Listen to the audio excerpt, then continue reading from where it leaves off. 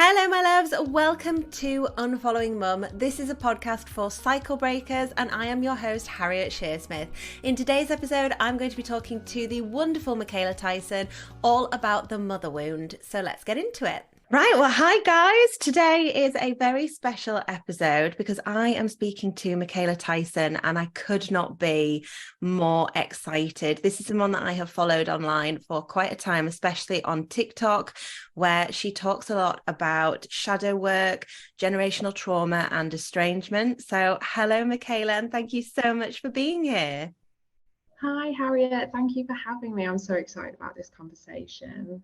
Oh, I love the way that you create online and create a space for people to feel like they're not alone and to highlight estrangement and all of the things that I talk about here, really, and create a space where people can feel like they can be seen, they can be heard, because I think that's one of the most difficult things with this is it can be so shrouded in shame. And I love that on your Instagram page, you have Motherwound and then you have Shame Alchemist. I love that. Absolutely love that.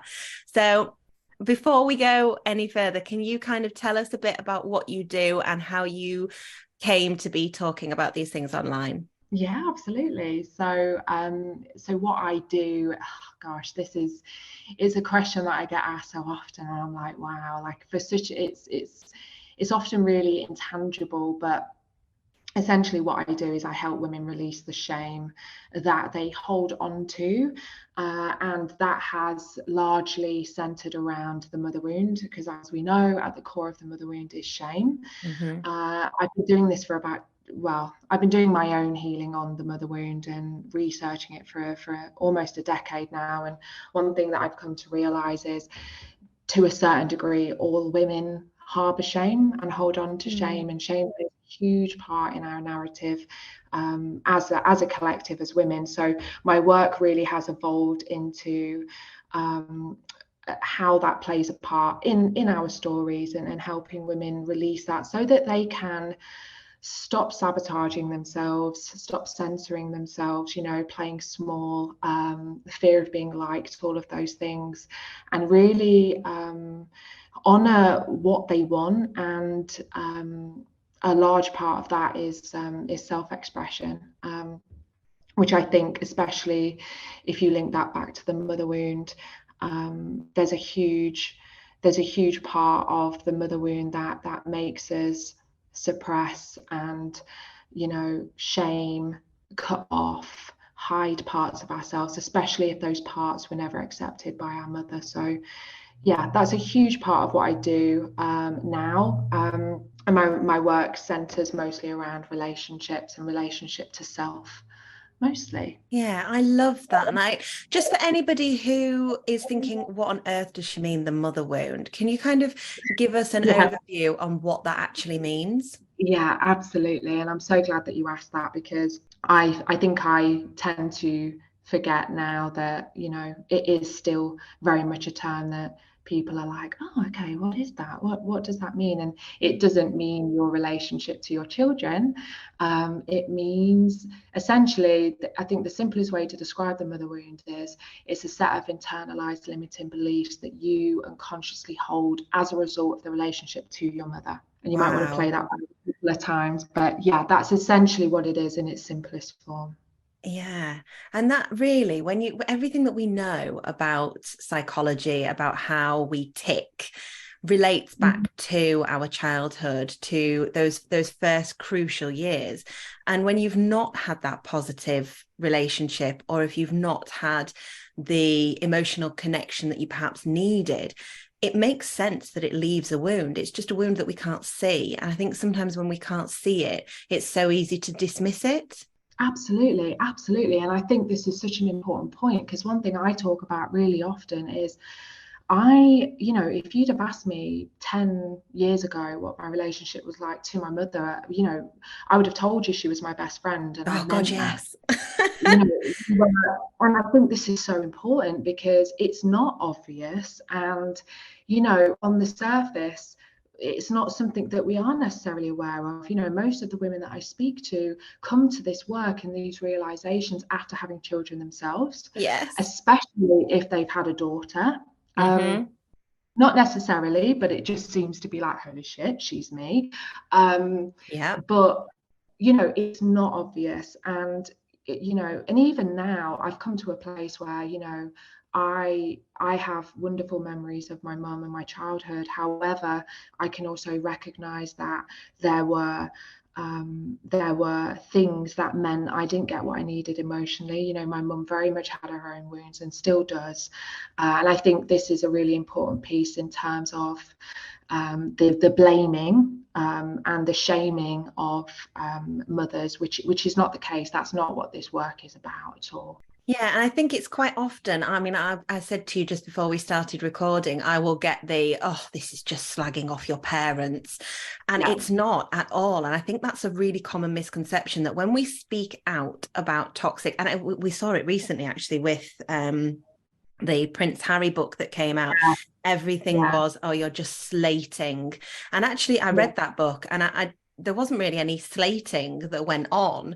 It was more casting a light on these are the toxic behaviors that I've experienced. And that's obviously going a bit left field, whether you have positive or negative opinions about that particular scenario is irrelevant to this part of the conversation, because I think it runs as a thread all the way through conversations surrounding toxic family dynamics. If you speak out about them or you challenge generational trauma and try and break the cycle, well, then you're being derogatory or you're slagging off or you're speaking ill, you should be quiet, all because it makes us really uncomfortable. And that's not the case at all. You can acknowledge what went wrong whilst not being derogatory.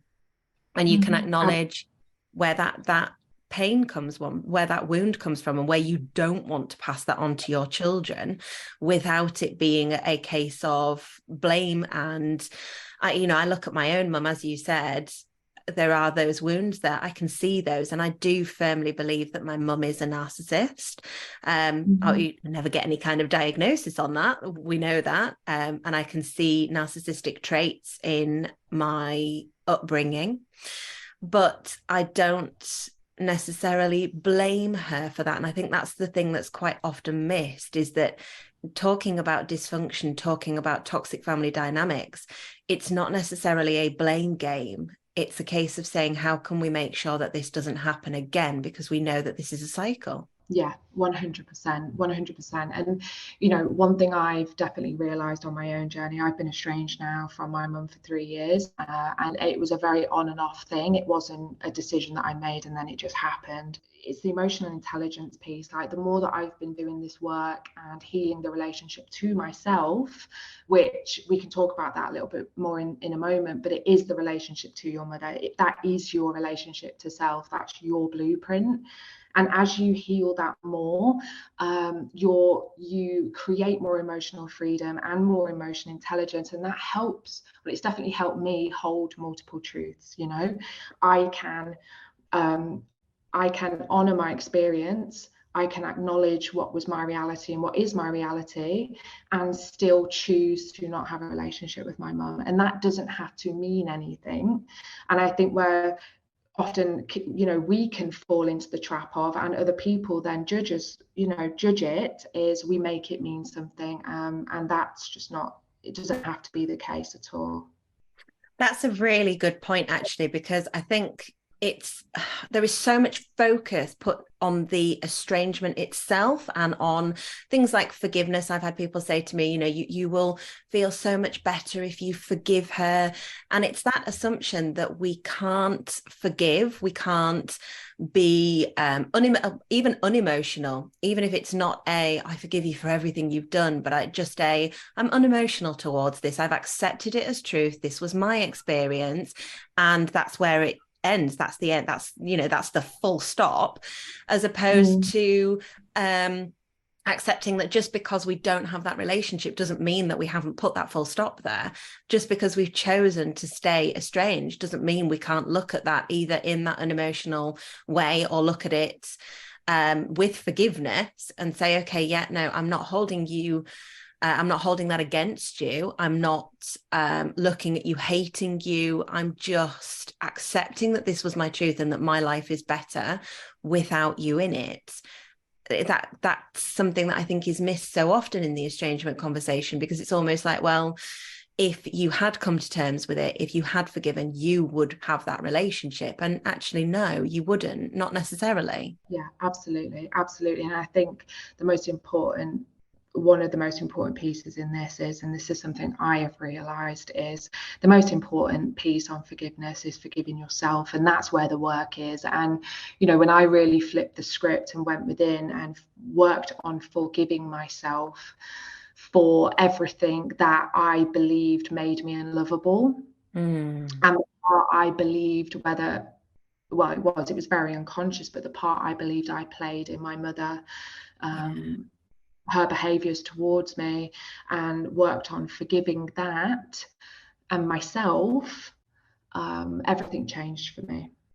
Do you know, why is it so hard to, and I have this conversation with my therapist all the time. Why is it so hard for us to forgive ourselves? I look back and, you know, my estrangement from my mum happened in a quite dramatic, toxic way. Mum was living with us at the time, so I had to ask her to move out of the house. There was legal proceedings. It was really damaging. And yet I hold so much blame within myself for not seeing it sooner, not seeing our relationship before, not realizing that what we had was not a best friend relationship. What we had was not a closeness. It was a complete enmeshment and a complete takeover of me. I still now really struggle with that forgiveness for self. I still look back and think, well, if I'd have really put my foot down, or if I'd have moved out, or if I'd have done this, or if I'd have not bought this house.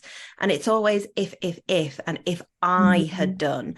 And it's something that I have to sit with and say to myself, well, actually, no, that was your upbringing. That was how you perceived things. That was how you were raised to believe was the right thing.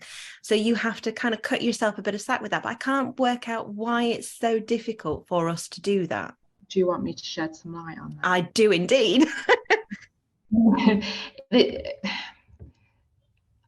This is what I believe, and this is what I have seen to be true, especially I've worked with so many women now on this. And, you know, you made a really good point there, and I totally relate to you. Like, one of the things that I struggle with the most is how much of a hard time I give myself. When people meet me, they meet me and they know me, and it breaks their heart how, especially how I used to speak to myself. And I'm sure you've probably had people say the same thing to you.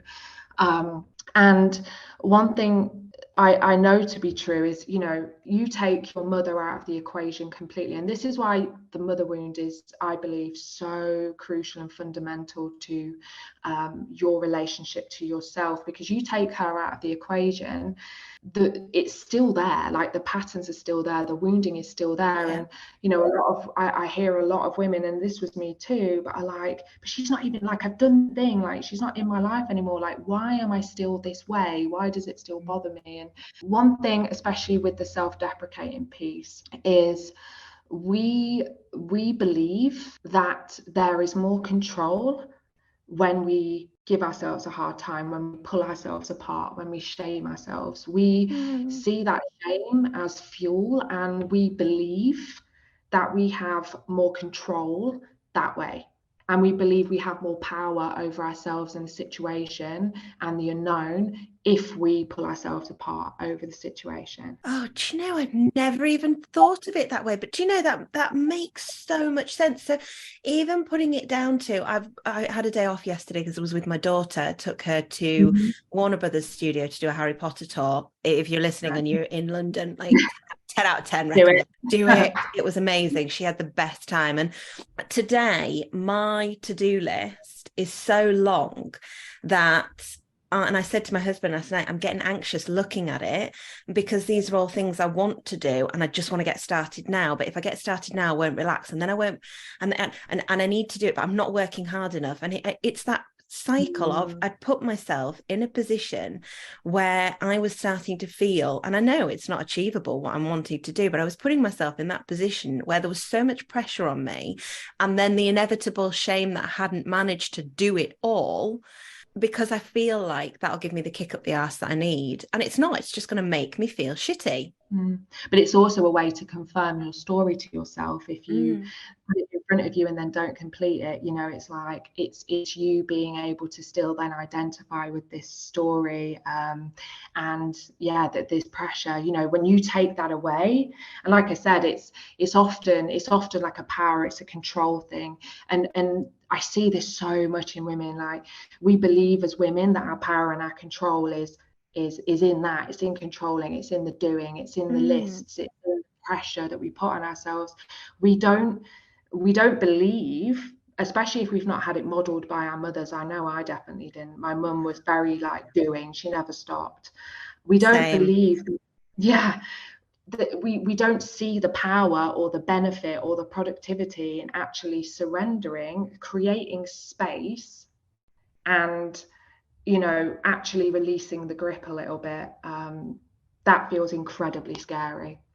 It does, actually. It really does. And it feels scary to see, with you saying that your mum was always doing. Mine was very much the same. You know, I was raised with the attitude of, well, I don't, this is a woman that was a nurse. I don't have the luxury of being depressed. I've not got time for it. I've not got time to relax. I've not got time to do this. And a lot of it would then be relayed to, I'm a single mother, which would then come back to me of, oh God, I'm in the way. I'm causing this problem. I am, the reason that she never gets to relax.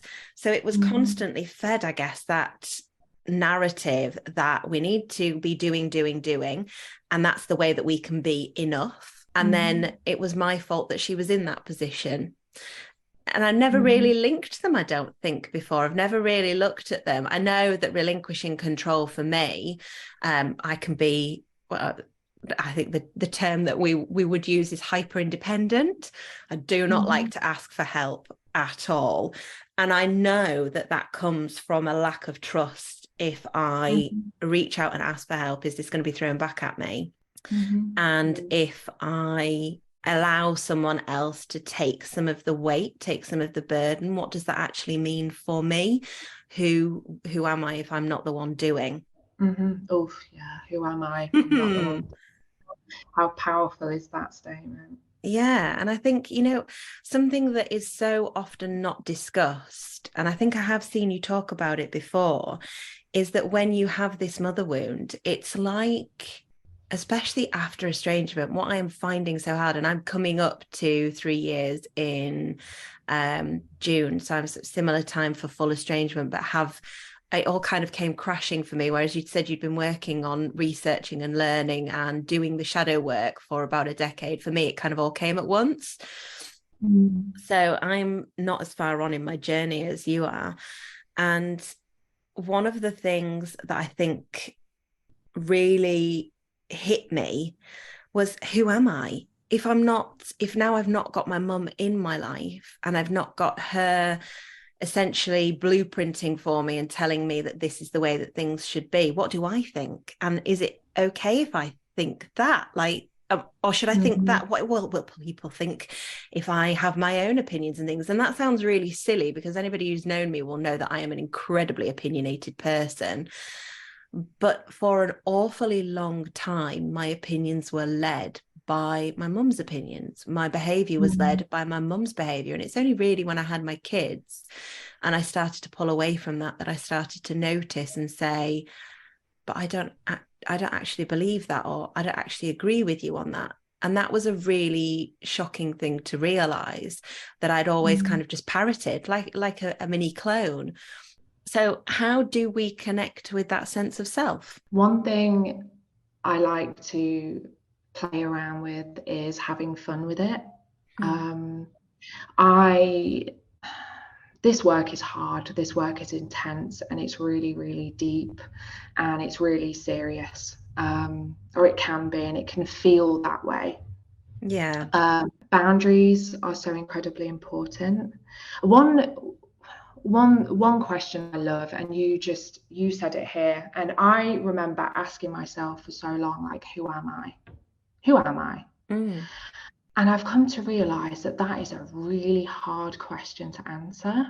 And even now, I go through many evolutions and iterations and shedding. Yes. And I tend to steer away from that question because it's just a really big question. And even if you ask me that now, I have a pretty solid sense of purpose, but I don't really know. I don't think I could answer that. But how do I want to feel? I feel is a better question.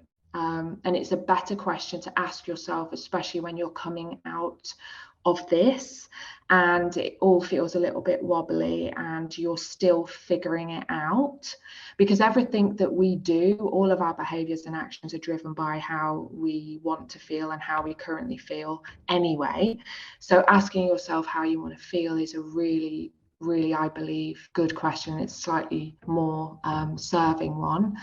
But in terms of coming home to yourself and rebuilding that relationship, I think it's both understanding that, and I think this is a really important thing to talk about, because it's understanding that the life that you have created, and you'll really relate to this, I think, but you kind of create a life based on these unconscious patterns and ways of being and beliefs that aren't Yes. necessarily yours. And when you realize it, you start to look around and think, oh, okay. That relationship makes a bit more sense now. And Yeah. this, tolerating this is starting to make more. And what tends to happen is we freak out, or I know I did. I started to, when you're trying to be a new way and call new things in, there's a certain element of falling away that needs to happen. And that is normal and that's supposed to happen. And I just, for anybody that needs to hear that right now, I just want to say that, because I held on and resisted that for so long, because wanting change and allowing change to happen are two separate things. They are, aren't they? They really are. And two different levels of things. I think, you can really want it and want it in your bones, but actually allowing it to happen is really scary. Yeah. And something I like to say, especially with the women who I work very closely on the Motherwound with, and I like to remind them, and a lot of my clients take this and write it anywhere and put it in there, put it somewhere they can see it. And that is, you may not realize this yet, but you have already survived the very thing that you felt like you couldn't survive. Like that little girl inside of you that hasn't quite caught up yet, she's not realized and caught up to the fact that you've already survived the very thing that she feels like she can't survive, which is loss of mother. Yeah. Oh, that's But you're, really powerful. yeah. And sometimes I remind myself of that, when I'm going through something really hard, really confronting. I mean, honestly, and this is kind of a result of a lot of the work, and it's just, it's possible. There's not much that scares me now. Like as somebody, I lived in fear. I rarely left the house. I used to be afraid of everything, and now, I travel the world with my kids, and there's not much that I feel like I can't handle at all. And that is born from this like a deep understanding and connection with my inner child that we've already survived. And the way that I remother her, she just feels so incredibly safe. And that's what this work does, and that's what you can, as you walk this path, that's what you're creating, is that inner mother that you needed for yourself. Yeah, and I love that, because I think, and I've really started to look into reparenting yourself. And at first you kind of listen to it and you think, reparent, that sounds quite kooky. It's like, I'm a grown-up now, I'm the parent, do I really need to do that? But actually, yes, 100%, especially if you've had that negative experience as a child. Reparenting yourself is a huge part of, and when you're a mum yourself, learning how to parent when you've not got that positive role model, when you've not had that experience of, like, I look back at so much of my childhood, and again, my therapist, I'd struggle quite often to say, okay, that was abusive behavior, or that was really toxic behavior. I still feel quite defensive of my mum at times. And I will sort of say to her, yeah, but it could have been worse. And she'll say, okay, so if that were to happen to your children, oh no, that would be horrendous. That's not acceptable. That's abuse. I wouldn't. And she'd say, okay, so now you need to look at yourself and say that was what that experience was, and that's okay, because now I've got this. And so it relates back to what you'd said with you've done that. You've had that experience, you've survived it. So now it's up to you what you do next. You've had the worst. And I love that mentality, because since cutting ties with my mum and since kind of stepping into my own and having the worst of the worst happen over the last few years, I feel like I'm coming into my own confidence, like I'm looking not to other people for that validation and for the answers, but to myself and saying, well, how do you feel about this? And that's the big difference. Yeah, it's huge. And something that as well that I found with this work, and I've not gone kind of too much into it on this conversation, but the mother wound kind of has four aspects to it, and that's personal. So that's your personal mother wound. It's the planetary mother wound. So it's our relationship to the planet, which is the mother, the great mother. If anyone relates to that who's listening. We've got the societal mother wound, which is how the mother wound affects us, and as a society, both men and women have a mother wound. So essentially you've got lots of adults with little children who are kind of running the show inside, who have wounds to their parents, and how that affects us as society is huge. And then you've got the spiritual mother wound. And I think, I know the further you go along this journey of reconnecting to self, the more I like to kind of use the analogy of the more the lens dissolves, and without getting too woo-woo, it's hard to explain, but the more I've connected to the earth, the divine mother, the ocean, the sky, all my intuition, that's a huge one, but all of that is clouded when you don't have a safe relationship to your mother, whether you're in a relationship with her or not. I work with women whose mothers died 10 years ago.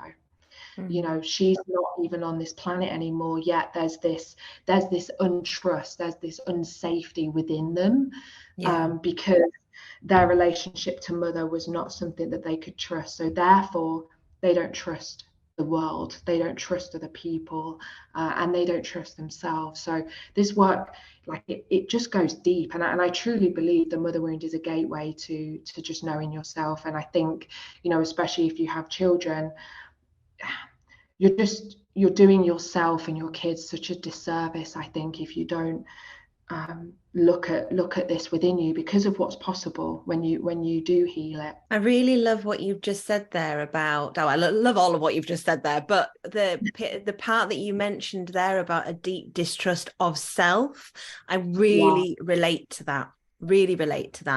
It is that kind of lack of listening to your own intuition, lack of willingness to hear yourself. I think sometimes I'll say to, when I'm speaking to my therapist, I'll sort of say to her, yeah, but I knew that was what was going to happen. And I was almost like I was sat screaming at myself going, this is what's happening.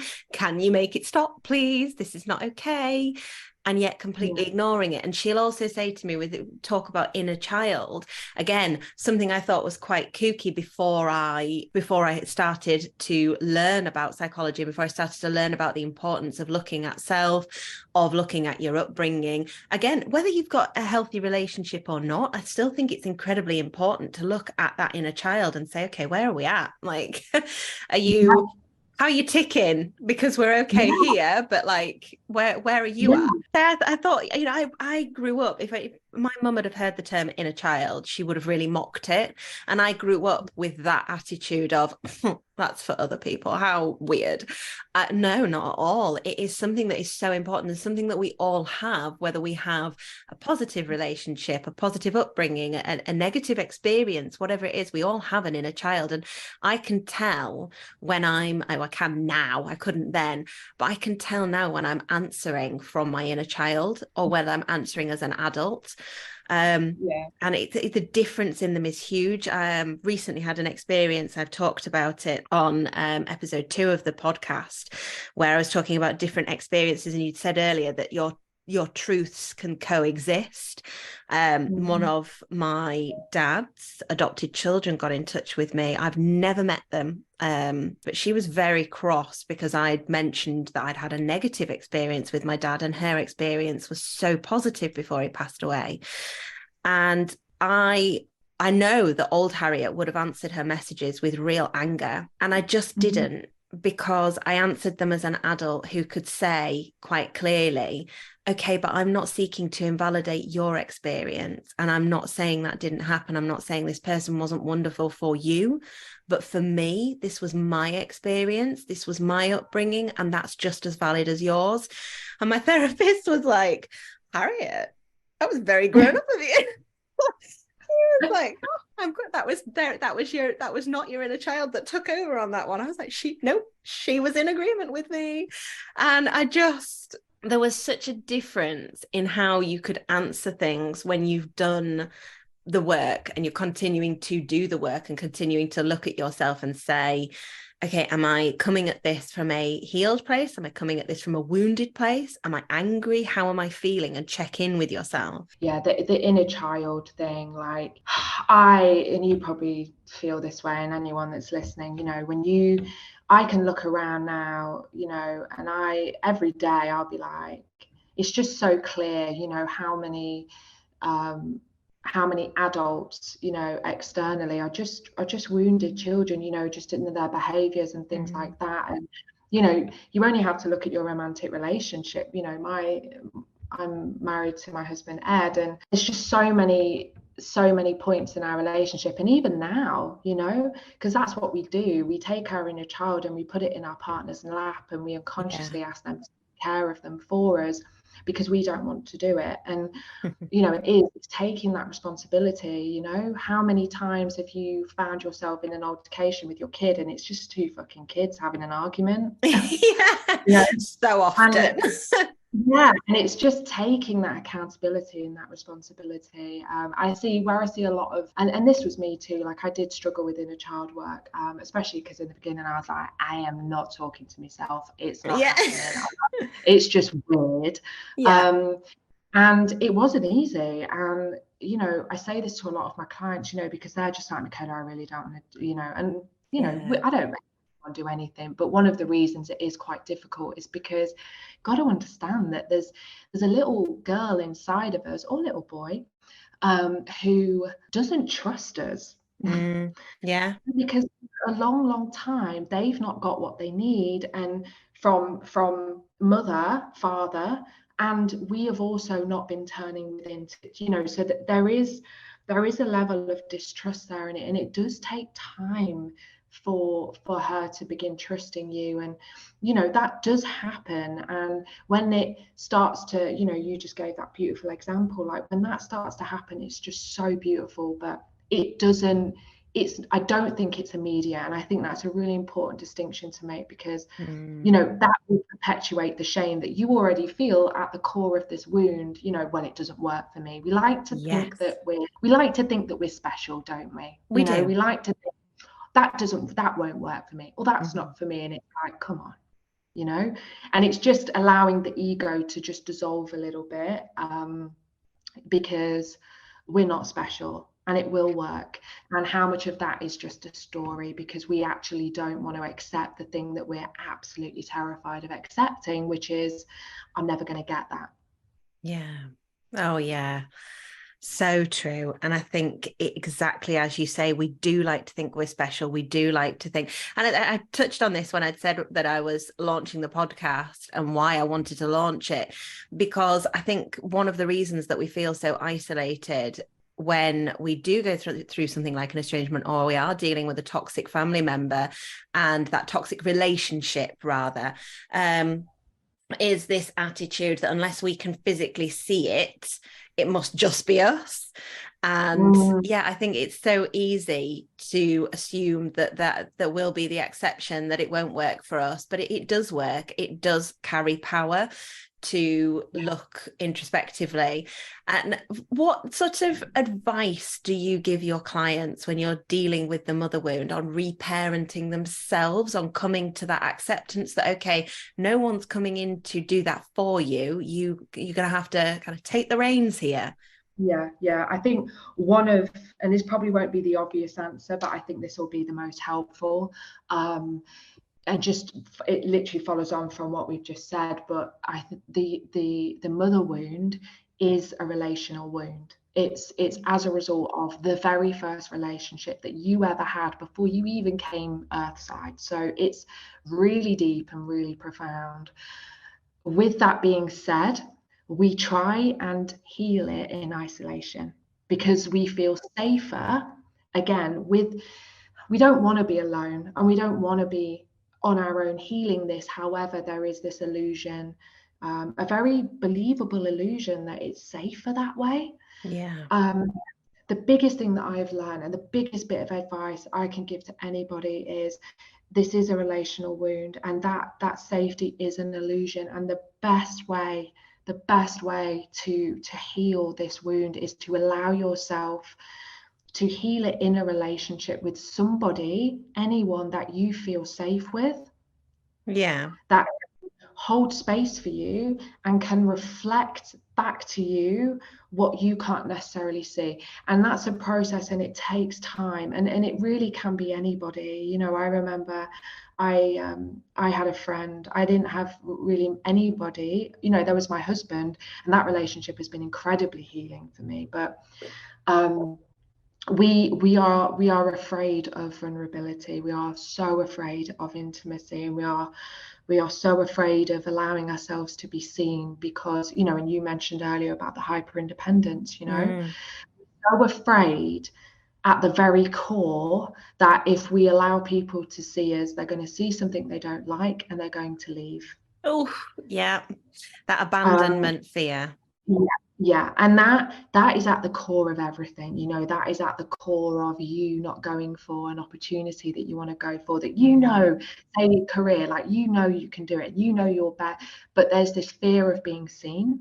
You know, coaches, mentors, you know, that have an online presence, you know, you have such important work to bring to the world, and you think about it every second of the day, because it's what lights you up. But there is just this fear of allowing yourself to be seen, so you just stay under the radar just enough. Yeah.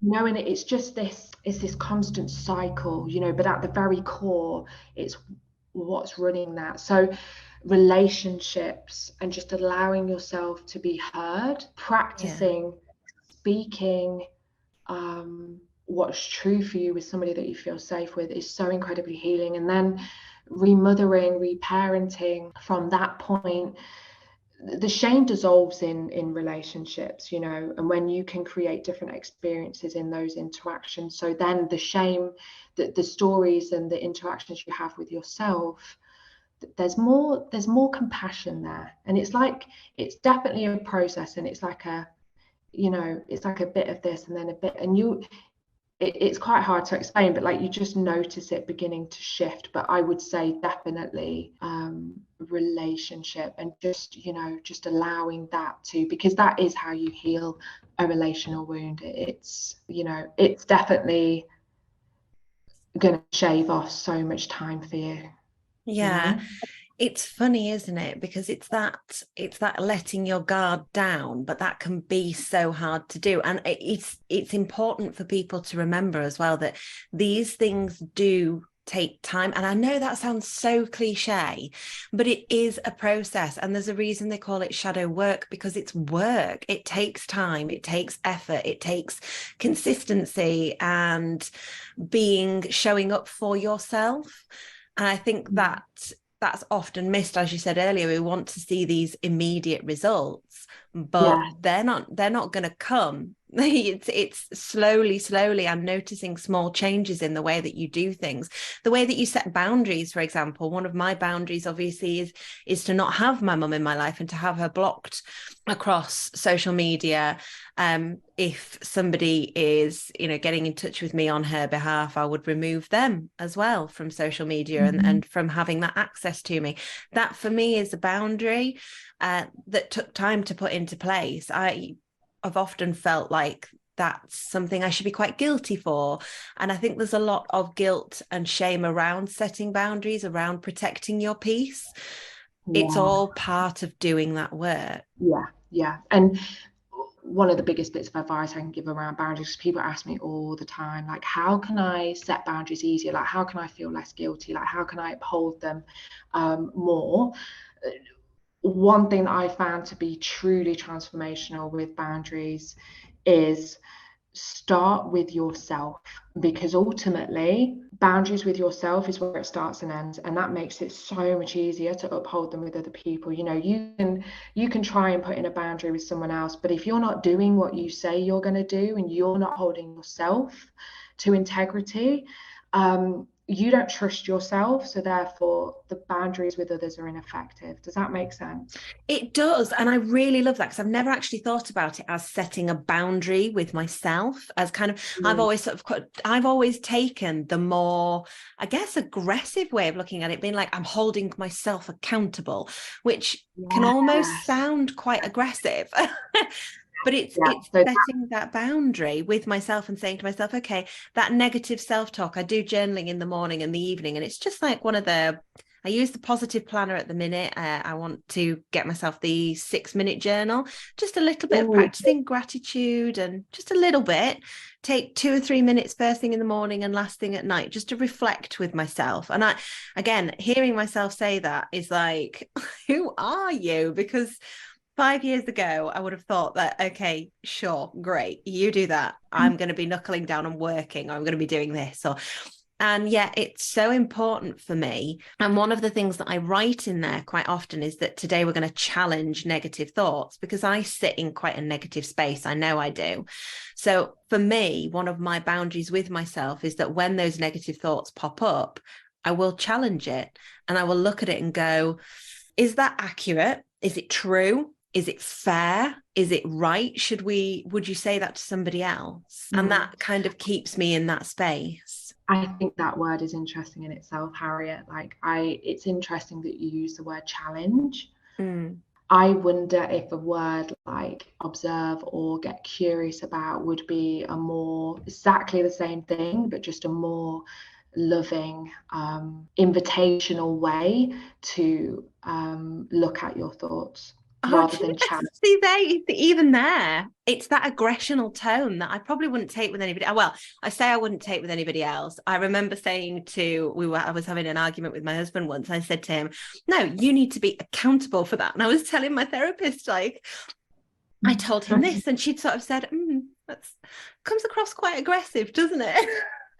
And it wasn't wrong in what I was saying, but it was quite confrontational in the way that I was wording it, as opposed to saying, okay, let's sit down as adults and talk about this and work out, yes, okay, there is accountability for this 100%, but instead of it being, you need to do this, how can we turn the conversation? So even there with challenge, like you say, it's always that aggressional tone with yourself, and that's a learned behavior that I have as of yet to let go of. Yeah, exactly. And that's all it is, and it comes back to what we said earlier, that's just us feeling like we have power over that language. We feel more in control, being more being harsher on ourselves, and just being, it comes down to kind of authority, and your relationship to authority was a whole different conversation. But it's just, what is that? And this is remothering. You asked me earlier about the remothering, like, that's all it is. And it's not always, remothering isn't always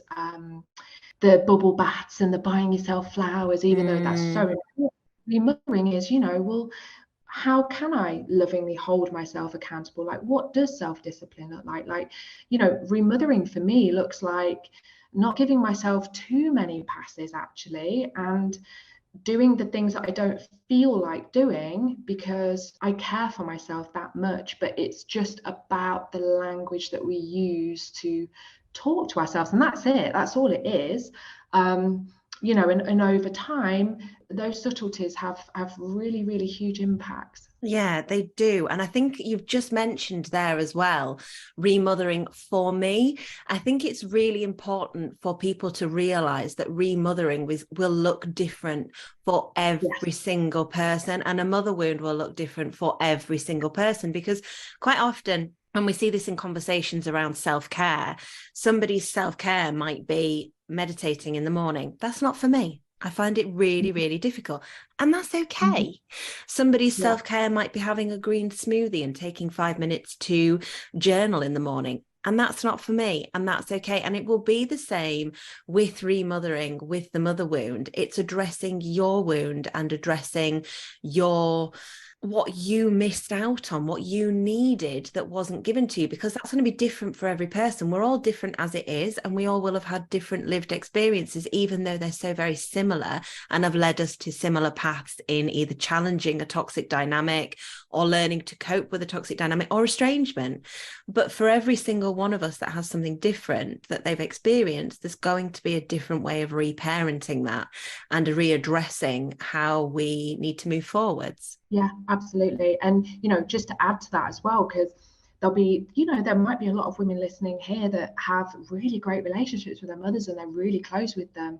And that's wonderful. And even in that, you know, I work with women who are like, Michaila, I have a really good relationship with my mum, but I'm really drawn to your work. And I'm like, cool, come in. Like that, it's almost irrelevant. And I don't want to say that flippantly, but it's so much about the relationship to yourself. Like, even if you had a great relationship with your mother, like, you know, there's things that you want to do and achieve in your life. I've got one client at the moment, incredibly, like, her visions are insane. Like, we have so much fun on our calls, but there's this piece of her that, you know, she has such this great relationship with her mum, and her mum achieved XYZ in her life, and my client keeps sabotaging. She keeps censoring herself, and she doesn't understand why. And we're kind of getting to this piece now where, you know, there's a part of her that wants it, but there's a part of her that doesn't want to surpass her mum and doesn't want to leave her behind. Yeah. Wow. So there's this ceiling that she's kind of keeping herself under because she feels safer. So it's about redefining her relationship to her mother and just what she's made that mean, so that she can then live a life that's more aligned and true for her. Yeah, that's really interesting, isn't it? It's that, I guess, there's so much betrayal tied up in our experiences with our mother, and so much shame, as you've said before. It's even in those positive relationships, it's still there quite often, and we're not even conscious of it. We don't even realize it. No, definitely not at all. You know, in the betrayal, like, it's that self-betrayal, isn't it? It's like, I want my mum to be happy and she's so happy, so I'm just not going to say this thing, or I don't need to do that, or you know, and it, you know, it's so unconscious, and there's nothing wrong with it. Say that because I think one thing that we tend to do as mothers, especially if you're a mother listening to this, is you're going to be like, holy shit, I'm messing up my kids, I'm doing this, I'm doing that, and they're going to feel like, you know, you can't escape this. You know, everybody has a mother wound, and I don't think it's I think it's fundamentally impossible not to, because we are all human. It's just impossible. So let yourself off the hook immediately in that regard. It's impossible not to. It's just to what degree, and it's just about just becoming more aware and just asking yourself the question. So many people just live on default. You just live on default with a set of beliefs and a story that isn't even theirs, and they don't even know it. Yeah. You know, so it just gets passed on, and that's just the way it is, and it has been. And what we're seeing is we're starting to see more language now, and people are like, oh, okay. And people are asking themselves the questions. They're getting curious, which is why you're seeing a lot of what we're seeing. And that in itself is such an incredible thing to do for your kids. It is. It's so powerful, because I look at my upbringing and I don't want that to be repeated for my children, but equally, and I get this thrown at me quite a lot, where people say, oh, you think you're so perfect, then you wait. And there's that kind of threat when there's the pushback of, you wait until it's your turn. And nobody here thinks that they are perfect. It's not about perfection. It's about looking at, okay, how can we do this differently? And then again, taking that accountability for when we do mess up, but acknowledging that those things are going to happen, and it's how we address them. It's really scary when you're a parent and you've had that negative experience of a parent, I feel anyway, to know that, yeah, okay, I can sit here and say, well, I'm not going to repeat the cycle. I'm not going to do that. But what am I going to do? And actually, is that going to be enough? Is it going to be okay? And all you can do is do your best, do the work, notice the things that you don't feel comfortable with, that make you question, that make you say, okay, how could I have done that differently? And have that open, honest communication. And I use that phrase all the time when I'm talking about how I parent my kids, that open, honest communication. My son turned to me the other day when we were doing maths homework, and I hate maths. I'm really bad at it. Yeah. Oh, it is the worst. Give me English, maths. That is so interesting in itself, Harriet. Oh, really? Why? Do you know how many women, I'm going to keep this really short because I'll go off on a tangent, but do you know how many women say to me, I'm so bad at maths? Oh. And this was a story that I had about myself as well. And it is so common that women have this story that they're bad at math. And I think it is so interesting. Interesting. And I would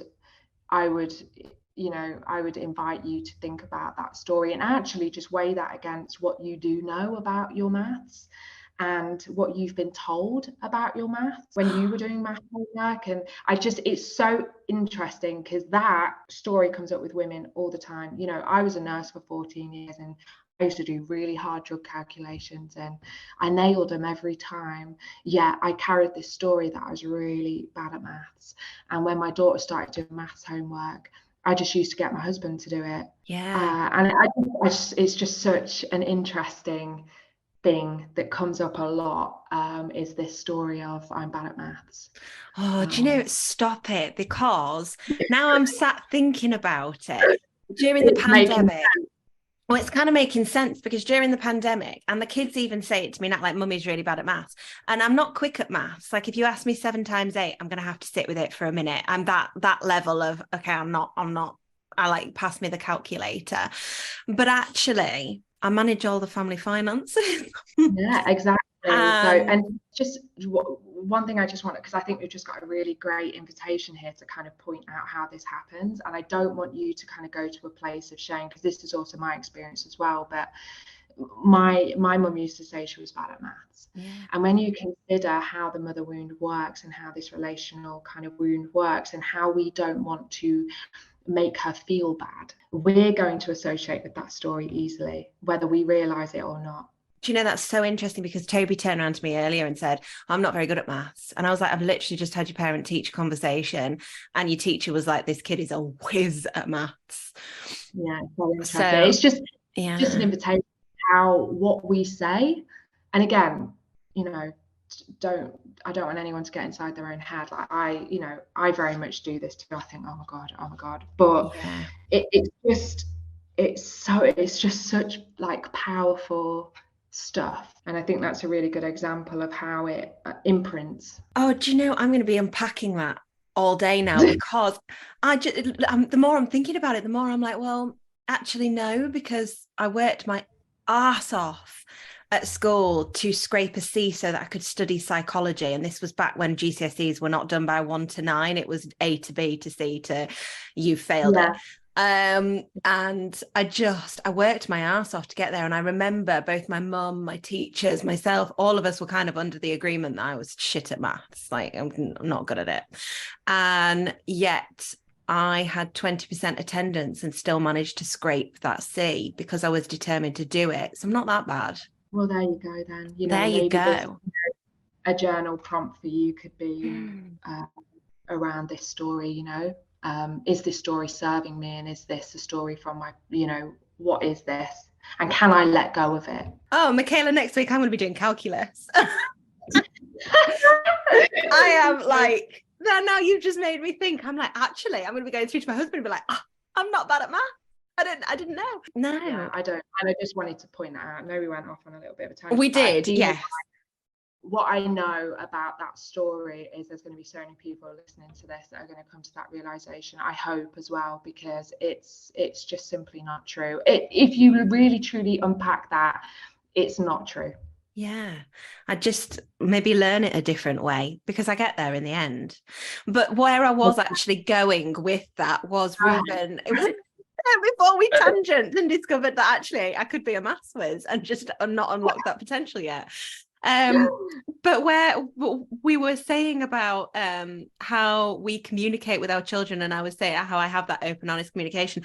I was getting really frustrated with Ruben because he was just dragging his feet and he couldn't be bothered to do the homework the way that he knows he needs to. So they have to write down a code. It's all done digitally. And if he doesn't write down that code, he's then going to trip himself up and end up having to repeat work that he's already done. It's all a bit of a faff.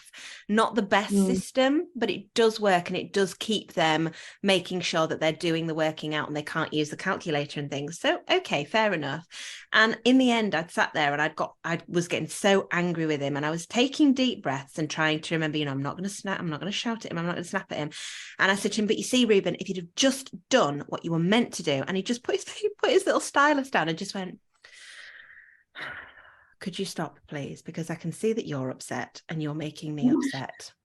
And that's not going to be good for either of us. And I was like, oh, God. And I just looked at him and I went, I apologize, Ruben. I find maths quite hard anyway. And it's frustrating me that you've not done it the way that you needed to do it. So you've tripped yourself up. And I know that you want to get on and do other things. And I know that if you'd have just done what you were meant to do, you would have had this all finished by now and we wouldn't be going in this cycle. So I'm getting frustrated, but I apologize for that. He went, it's all right, but just you're upsetting me by getting angry with me. So if you could not, that'd be great. And I just thought, okay, the fact that I would never have dared. And he wasn't rude. It was so calm and polite. It was just a case of, could you knock it off? Like, there's no need for you to be getting so angry with me. Can you just knock it off? And it had just in that moment, seeing how he communicated with me differently to how I would have communicated was really powerful for me. And I had to sit with it for a bit and think, okay, he's managed to set aside his frustration and say, you're upsetting me, stop. So now it's your turn to do your bit and say, yeah, okay, I apologize for that. Yeah, I love that aspect of conscious parenting. Would you call it conscious parenting? I know there's like lots of words. I don't even know what to call it, to be honest. But yeah, that aspect of parenting, like when they argue back and it just humbles you and you're like, oh, okay, yeah, you got a point. Like it's hilarious. I mean, it's triggering. It's really difficult. Really, really difficult. But yeah, your ability to kind of take a step back and be like, okay, yeah. And I love the fact that you feel safe enough to do that. I'm just thinking about that interaction with him, and yeah, just now about the maths thing. I wonder, if that was the frustration. It's never about the thing, it's about what we believe about the thing. Yes. Oh, that's so true, because what was frustrating me was the fact that he'd not done. And I think as well, if I'd have looked back at that situation with me, I'd have been getting shouted at. And I think that it's that cycle, and that's where the generational trauma comes in, and breaking that cycle by saying, you know what, I'm going to do it a different way. And it's funny with you saying with them arguing back, because now he's very nearly 12 and he's much more like sort of 14, 15 in his hormones. And he will argue back, and he will sometimes he'll shout back, and I will just say, okay, just take a deep breath, let's not talk to each other like that. And he'll go, right, sorry, yeah, sorry. And then he sulks because he's a teenager, or he's coming into that tween teen phase. Of course he does. He doesn't know how to express his emotions fully, but it's for me to guide him. And if I'm shouting at him like I was shouted at, we're not guiding anything. It's just coming at an impasse, and it helps no one. Yeah. And, as well, the shouting happens. Like, I think I shouted. Of course.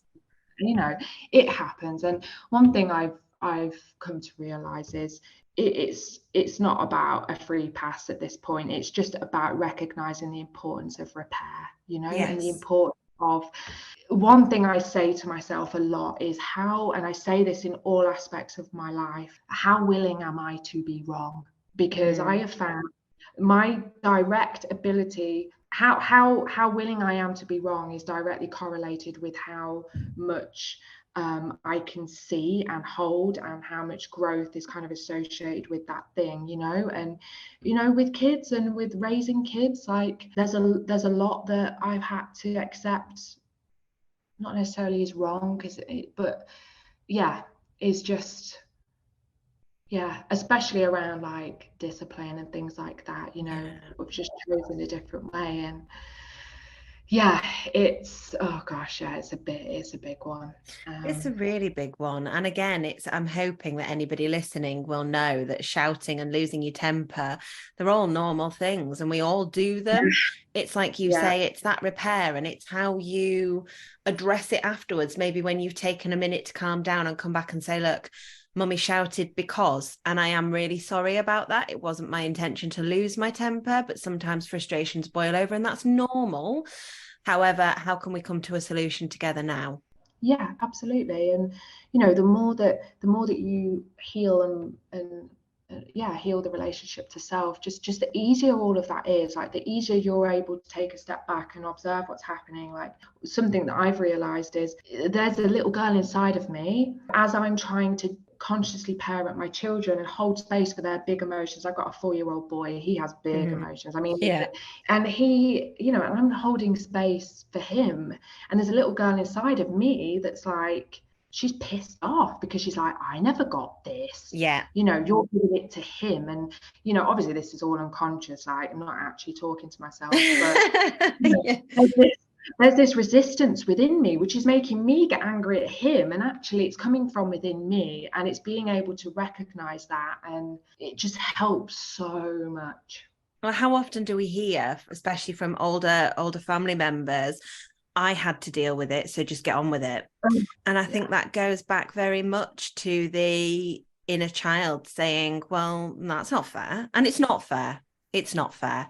And we all know that. We all know that it's not fair if you had a really toxic upbringing to see the next generation not having it. It doesn't mean that you want that for them, but it's unfair. It makes you reflect upon your own and go, oh, actually, and it hurts. It does. And I think sometimes it's sitting with that and saying, okay, yeah, I didn't get that, but you're going to get it because it's what's right. It's what feels right for me. It's what feels better for you. So that's where we're going to go. Yeah, absolutely. And even though your childhood is over and you can't go back and redo that, I promise you, like, you can give it to yourself in ways that you just blow your own mind. It's just, I blow my own mind with how I feel about myself and how I live. And it's just, it's possible. It really, really is. And then it feels like it doesn't matter in a weird way. Like it feels like it doesn't matter. Like, I'll never forget the pain that I went through, but it doesn't live in my body anymore. Yeah. I think that's really positive and important for people to know, is that there is that light at the end of the tunnel, that by doing that shadow work and by reparenting yourself and allowing yourself to acknowledge that, yes, these experiences happen, but what do I need now? How can I meet my needs now? There's that light at the end of the tunnel, and there is hope, if you like. There is a place that you can reach where that pain is not affecting you. Michaila, thank you so much for taking the time to speak to me. Not only have you managed to encourage me to look at my maths, but more on a serious note, it's been wonderful to speak to you. And I know that this episode is going to be so powerful for so many people, because I think sometimes when you are in the thick of it, you don't realize that there's an end. You think, oh, well, I'm always going to miss that, and I'm always going to wish that I had that. And you don't realize you can actually be it for yourself.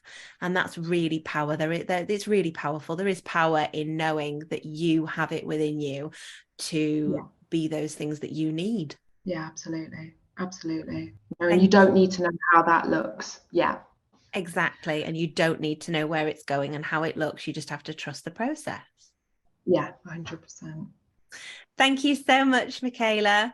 Would you let people know where they can find you and link up your socials and that kind of thing as well? You've got your estrangement project, so please do link all those up and let me know where people can find you. Yeah, absolutely. We can pop it in the bio, but Instagram is probably the best, most comprehensive place to find me. Amazing. And that's at I am Michaila Tyson. It is, yeah. Fantastic. Well, thank you so much. And thank you for listening, guys. I hope that this episode has been really helpful for you.